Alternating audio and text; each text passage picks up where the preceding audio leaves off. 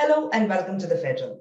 We all know what is happening in Ukraine. Russia's attacks on Ukraine is continuing on a second day, and the capital Kyiv has been targeted in a series of explosions.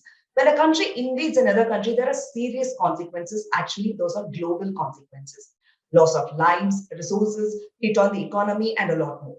I have Federal's Associate Editor K.S. Dakshinamurthy with me to discuss about the current scenario. Thank you for joining us. To start with, can you please say who is to blame for the conflict in Ukraine now? See, there are two elements to this question.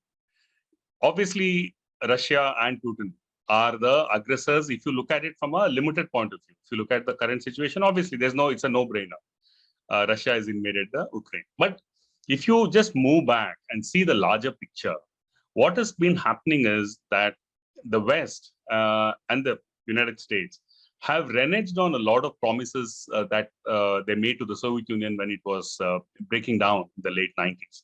So what has happened is that there were, amongst the various assurances, there was one which very categorically assured the new Russian Federation, that they would not move NATO east, that is towards Russia.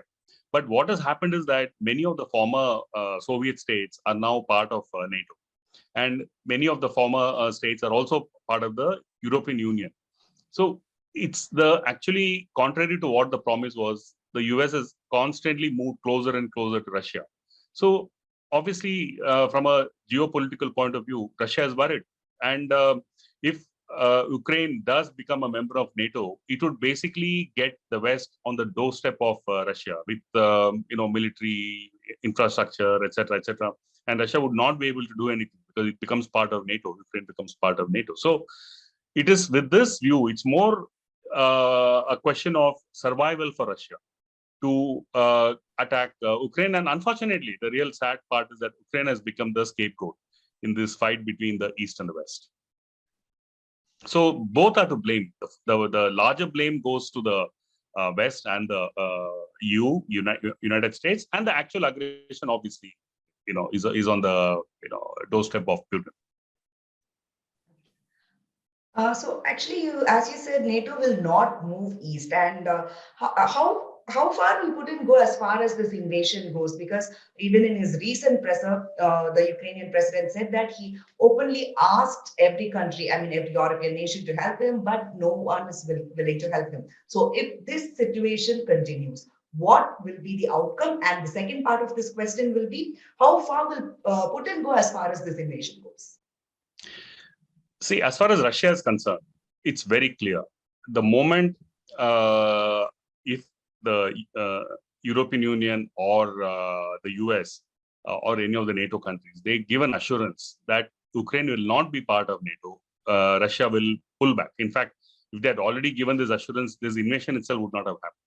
So even now, Putin has made it very clear that they are not going to, this is not a war to occupy Ukraine. It's only a war to change the mindset of the Ukrainian government. Number one, if it's not possible to change the mindset, the government has to step down. So Russia, through its invasion, is hoping to force the existing government to step down, so that there is a more friendly pro-Russian government installed in its place. So once this is done, Russia will move back.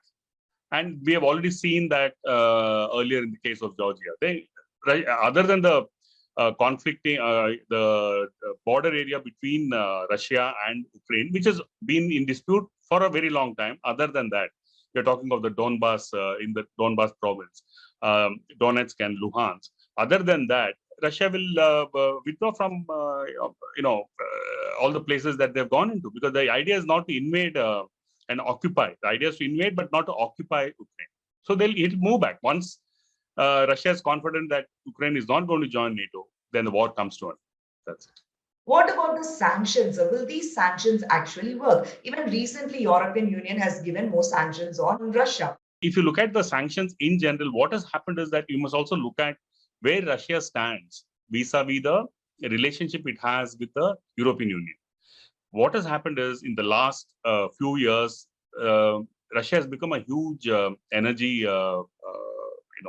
generator, and it exports a lot of gas and all the other fossil fuels. So what has happened is, and there is in fact a very important gas pipeline project called the Nord Stream project, which is going to run between Russia and Germany.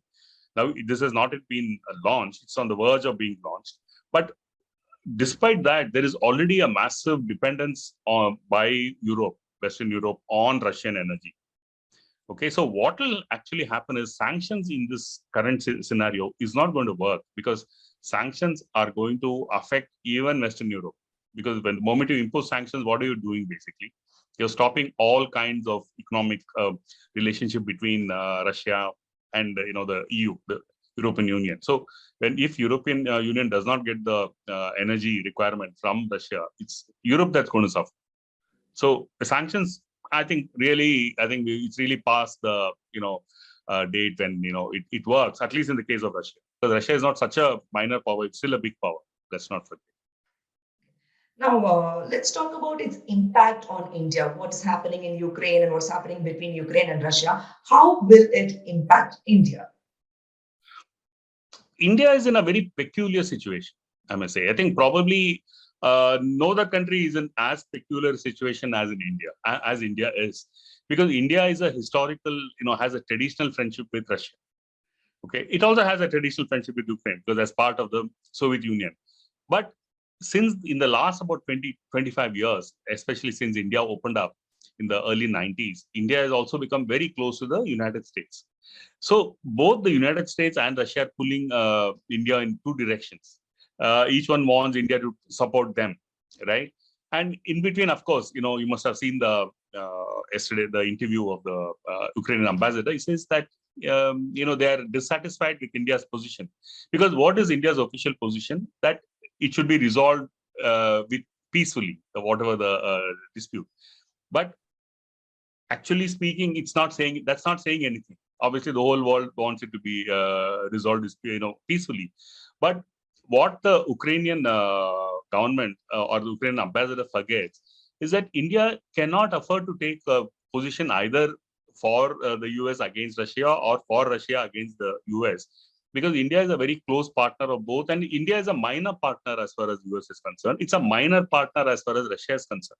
Yes, the Prime Minister can call up both the presidents and talk to them informally. That's fine, but India is not in a position to influence either of them to change their minds or change the course of the invasion. At the same time, what is happening is India also has to take a stance, is being forced to take a stance. So India really will be hoping, the foreign ministry and the government will be hoping that the war comes quickly to an end, so that it saves them the trouble of taking a position and then having to pay for it later. So India is, it's not a great situation as far as India. In fact, India was first hoping that there would be no invasion. Now that the invasion has happened, they'll be hoping that it ends quickly without too much of damage. Now that we are talking about India's stance, what will happen if India supports Russia, or what will happen if India supports US? Because India has ties with both the countries. Right. Let's assume that India takes a pro-Russian stance, okay, and says that it backs Russian action in Ukraine, or even if it criticizes it, broadly it takes a pro-Russian stance. What would happen is there is a lot at stake between India and the United States. Okay, what has happened is in the last about say 15 to 20 years, the military relationship with the US has increased tremendously. And in fact, around the world, there is even a talk that in the India, US, and Israel are a very powerful axis now. Okay, now the other thing is that for India to take on China, in some ways, India depends on the US. Whether it does or not is a different issue, but it hopes that the US will be some kind of a bulwark against China. So that's why we have the Quad and all that particular grouping. So that will get, in fact, India will get exposed, or we feel vulnerable. Okay. Now, so that's a very important aspect. So let's say India takes a pro-US stance.